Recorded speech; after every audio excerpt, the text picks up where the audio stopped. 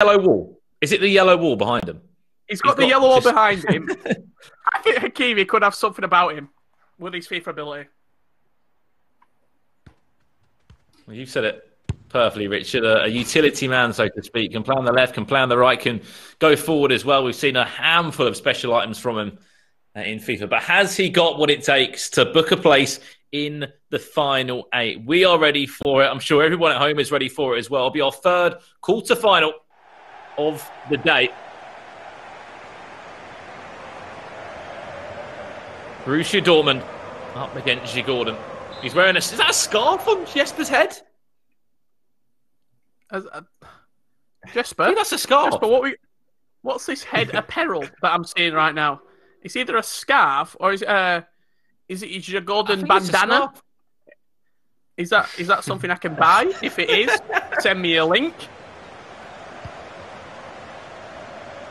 Well, I spoke about it earlier. I have got a professional player in Bergen Hosa that's had a lot of success in the Eausfent, and I think he's admitted that he's had a few games against him, paused early on. I think there's some sort of controller issue maybe with Hakimi, and he's going to be 1-0 down. I don't know if he's worried about a controller issue there or whether he's just 1-0 down in 2 minutes. Is it an excuse? Is it a controller problem? We're going to get into that team management now and maybe make a change. Richard, excuse or problem? We've all been there. We've all been there. First 2 minutes, controls in the air. Somebody help! I'm playing on. It's either playing on alternate, and that's wrong, or he's connected to a different controller. I don't even think you were playing. Hakimi, what is happening? You were Jesper Karlström away, right? My friend. Yeah. Jesper Karlström with an early goal in this game, but we've seen so many goals in the Stay and Play Cup. We've had 5 goals a game, 6 goals a game. There's plenty of time. Achraf, Hakimi, the Moroccan international, Borussia Dortmund. Could it be 2 off the post? It will ricochet. Early start from Gordon. Jesper Karlström, the CDM of the club, over 119 appearances for the Swedish club. Looking to make it into the final 8 here in the Stay and Play Cup. First chance to go forward for Borussia Dortmund there. Well intercepted. Yeah, first couple of minutes, clearly now we're back on. So we switched on. Hakimi ready in this game. And going forward, from what I've seen, definitely liking this left-hand side with Jadon Sancho, looking to get out wide, playing to the big man in Erling Haaland. In an 85 rated game mode scenario, Ryan, probably somebody with the physical attributes of Haaland could be a deciding aspect. Definitely, as someone that you could utilise. I think Hakimi is playing a variant of the 4-3-3, so having him in the middle of the park just to hold up play, he could interlink Sancho, Royce, just to help generate attack. It's going to be very, very effective for Dortmund going forward, and I think Hakimi could cause some damage going forward. Just looking there, Hakimi is starting in this line-up for Borussia Dortmund. Wearing the number 5 shirt. Watch out for him on the pitch. Jesper Karlström will get this ball forward. After an early goal, after just 2 minutes, is he onside? He's just offside there. Oh. And the lineman will pull that one back. That was class though. That was really good. Even though it was offside, you saw the drag back as well. It gives you very positive signs if you are, as your Gordon's fan, as a poor delivery from that free kick puts him back under danger. It will come with speed as well. There's that drag back. Oh. I think Jesper could be. Honestly, I feel like there could be an onslaught here. He should potentially be 2-0 up already, and he's generating a lot of attacks. He's even doing the angled fake shots and a lot of drag backs around the edge of the box.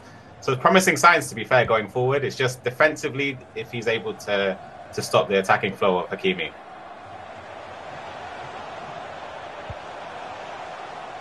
There he is on the ball now, out on this far-hand side. Looks like he's found himself out on that right-hand side. There is Achraf Hakimi. Can he get that ball into the box, twisting and turning, a few fake shots in there as well, just to try and break down Jesper Karlström's defence. Does do well, and a chance to break out again, but But look at the bigger picture of the Stay and Play Cup. Like, we're seeing some amazing ties here. Like, you know, if you are a Djurgården fan, you're looking at a match here against Borussia Dortmund, which they've never played before on the real pitch. And if they do win this game, we'll be going up against Liverpool in a quarter-final.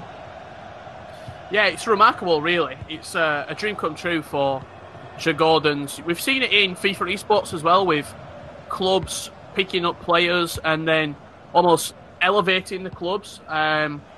Somebody such as Megabit, when he was at Bromby, almost taking Bromby into the mainstream as Djurgårdens come forward there again. What a good tackle from Guerrero in at left back.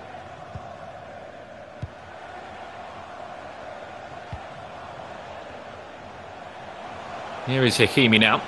Watch out for the overlap and run of Haaland. He's top of the play. Marco Reus instead will pick up the pieces. It's down the equaliser. That has to be a goal. Hakimi knows it as well.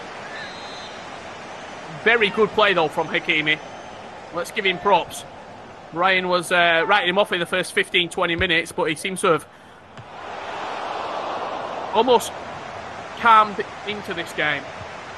He's created a couple of chances. That were a really nice bit of play on the edge of the box. Reus into Haaland. It wasn't for a good save from Djurgården's number one. Definitely, I feel like he generated a patient attack. I'm wondering, though, if Jesper moved the goalkeeper there. Because I see him moving it with the goalkeeper from the corner. I'm wondering if he moved him in that chance. Because for me, anyway, if I'm in that position, I'd say 90% I'm going to bury that. But if he did move the goalkeeper there, fair play. Whoa, lads. Let's just take a minute, because if you think back to the last time that Jesper Karlström was over a freak on the edge of the box, it flew into the back of the net. He's now got an opportunity to do so. From 26 metres out. Can he deliver it again? I don't think that one could be going in. That one looks very dangerous. It's not going to be challenging Berkey there in the Borussia Dortmund net. I think it was just a little bit too far out, wasn't it, Richard? A little bit too central as well. That free kick, he couldn't get it up and over the wall. He decided to go with power in the end. Hakimi looking to counter-attack, driving towards that Djurgården's back four. Does give away a throw-in, but in dangerous territory. Some good yards made up for Dortmund and the yellow wall. I'm sure there's plenty of people around the world right now supporting Hakimi and Borussia Dortmund. They've got one of the most loyal fan bases in world football. Get behind your man right now. For me, if I was a football player and I had my card or my player in the game, I'm 100% generating pretty much every attack down the side he's playing on. You can notice it with Hakimi. He's just generating a lot of the attacks down the right side of the pitch to try and give it to his player. It was something we've been speaking about in the Stay and Play Cup, Ryan. If you are a professional footballer and your items in the game, do you play yourself? I think out of all the players that we've seen, out of the 20 so far, of course we've still got to see Ajax as well. We've seen 19 players so far playing the Stay and Play Cup. I would say a good 17 out of the 19 have started themselves. One or two haven't, but you've got to be starting yourself. Absolutely. I mean, I feel like just scoring would just be amazing. You saw João Felix's face. He might have lost 6 goals to 2, but when he scored with his own player, it was almost made up for it. That were it. Added time. Just 2 minutes left. Djurgården with the final attack of the game. It's defended well, and credit where it is due to Hakimi after conceding early on, whether it was a controller issue or not. He has settled into this game. Defensively, he has looked more sound as well. You just see his player jockey in there. Superb once again, and we go into half-time at 1-0 to the Swedish side. A chance to look at the stats. Has been more chances to Jesper Karlström, Richard. He's rocking a 4-2-3-1, and we might be seeing one change for him now at half-time. Yeah, it looks like he's changing his centre attacking mid. By the looks of it, is Jesper Karlström. I wanted to put a bit of attention onto Zagadou at half-time, the Dortmund centre-half. A lot of Hakimi's defending has been done through Zagadou. He's 6'5", and with the 85 rated stats, serious centre-back in use for him. There is quite a bit of height to this Dortmund team. Yeah, as you mentioned, on the 85 mode specifically, having someone like Zagadou, who's obviously below rated, he's below 85 rated regularly, but to have him boosted up to 85 with his stature, it's going to be very, very effective defending with him. I just don't know how Jesper Karlström just repping that scarf on his head. It must be like wearing a woolly hat inside. How's he not sweating yet? Tell you what, though, it could be 2 goals to the good. And for the cutback, in all honesty, the wrong cutback choice. But he's going to try and time that run on the edge of the box instead. But his pass is caught up there. Possession will change hands again, but not for too long. And look, even though we have been praising Jesper Karlström's play, this is only 1-0. 1 goal, Hakimi can get that confidence, get the momentum flowing, and potentially turn over Jesper Karlström if he doesn't take the initiative and score a second goal. In all honesty, I feel like Hakimi, he's leaving a lot of space open for Jesper to attack into, but he's defending pretty well. He's jockeying manually and trying to cut the lanes. And in all honesty, he's doing a good job of it. It's just I feel like Jesper's not making the ideal choices in certain scenarios that he's getting into. That's a great ball. This could be dangerous. What's that? There is a man there. He went for the wrong pass again. I thought the back post option. Still not dealt with, though. Here comes your Gordon again. Panic stations in that final third. He's just lacking that final ball.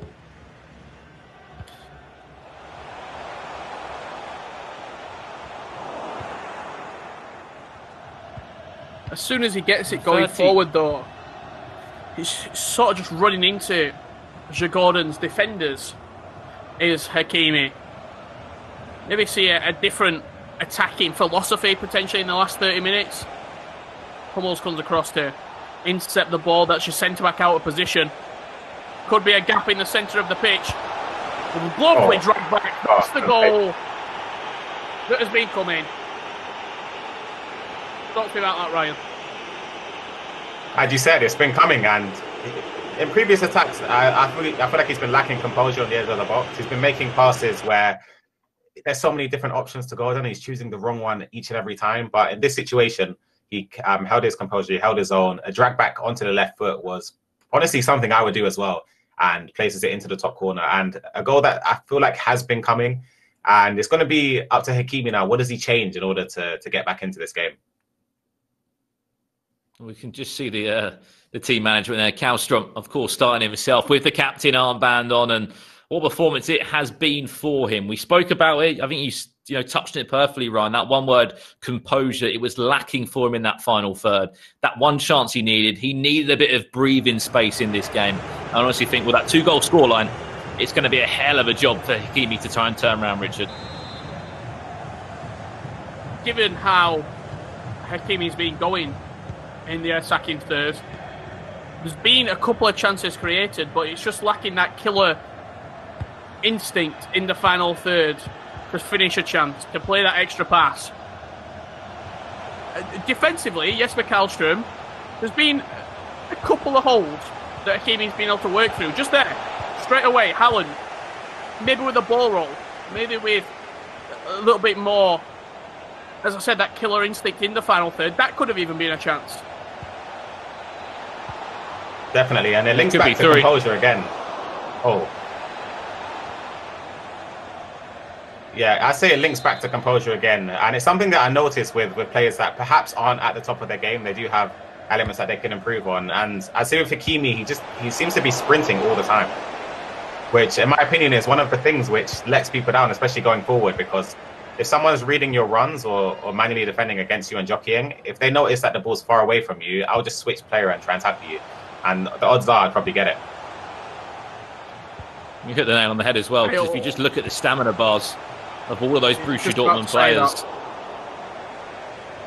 Here's Royce. I think we could be in a constant pressure right now.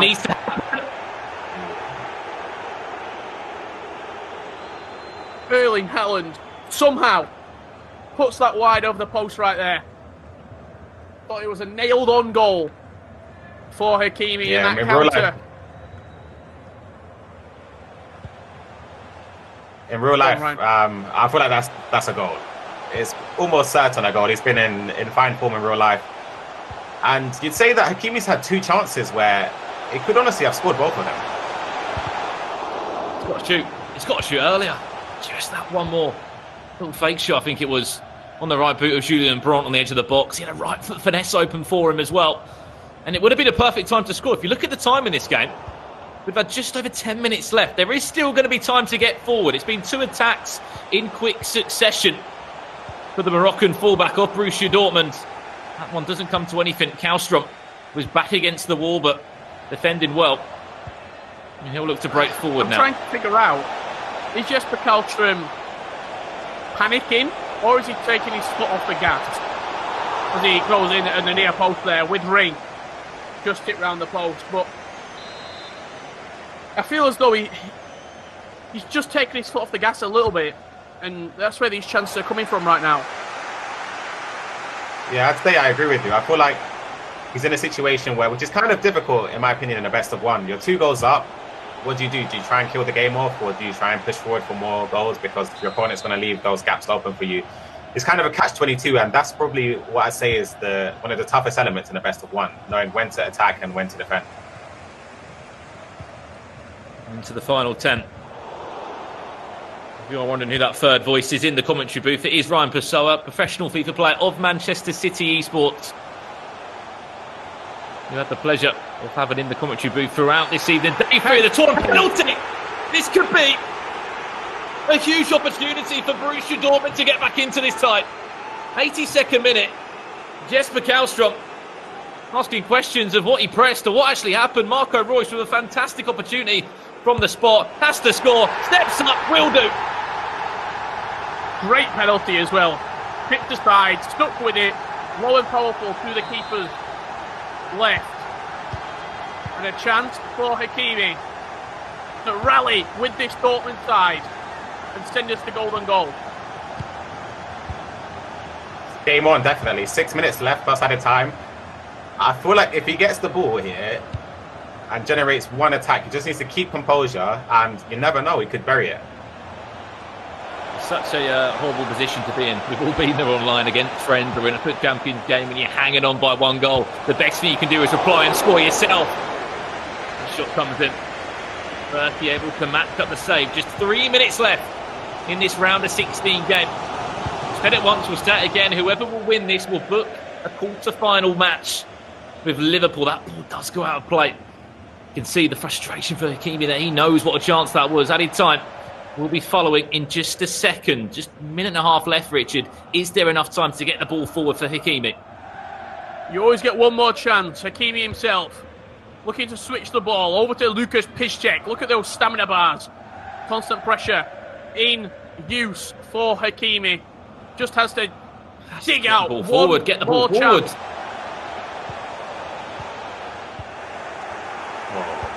To be honest, I think Ryan can agree with me here. The stamina has been such a problem. Oh no! Fake shot! Oh! Why did you fake shot, Hakimi? Yeah.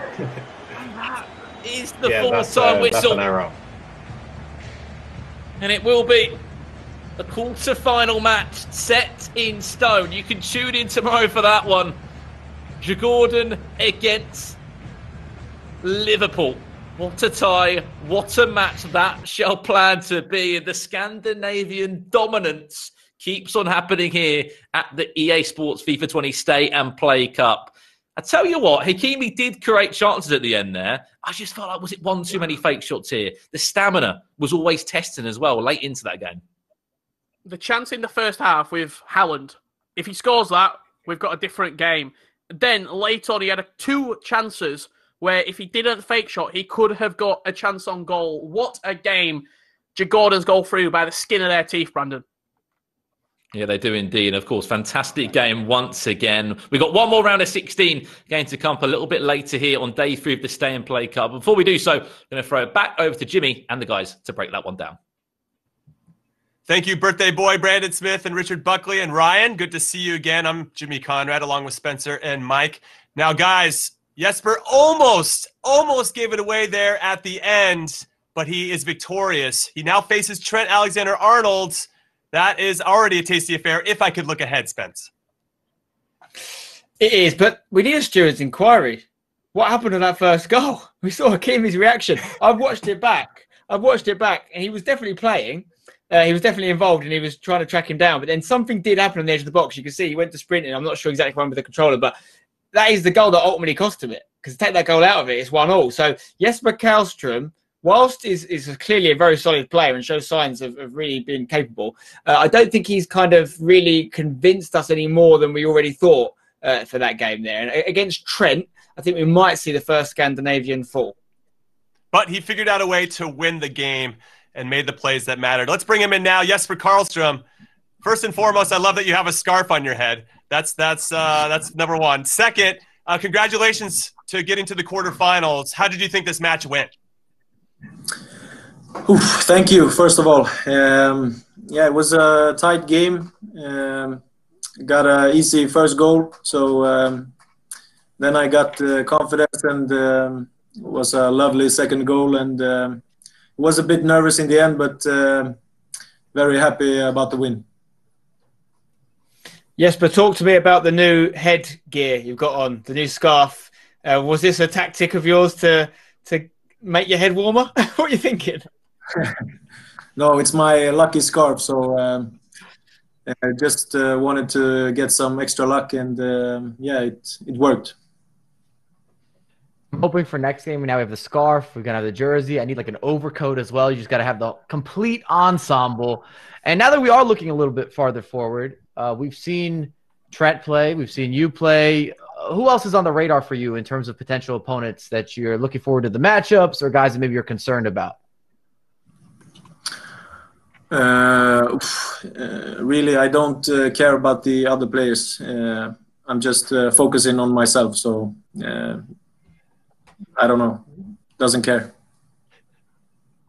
See, I love that answer, personally. I feel like that's like the correct mindset to go into the next games. But what would you say your key asset is going forward? What would you say will give you the advantage going into your next game? No, I feel confident, you know, beating big teams like Valencia, Borussia Dortmund. So I feel very confident and just going to focus on my own game, my own style of play, and yeah. So that's it. And bring my scarf, of course. Well, Jesper, thank you so much, and congratulations again on the big win. We look forward to seeing you play in the quarterfinals against Liverpool's Trent Alexander-Arnold. Thank you very much.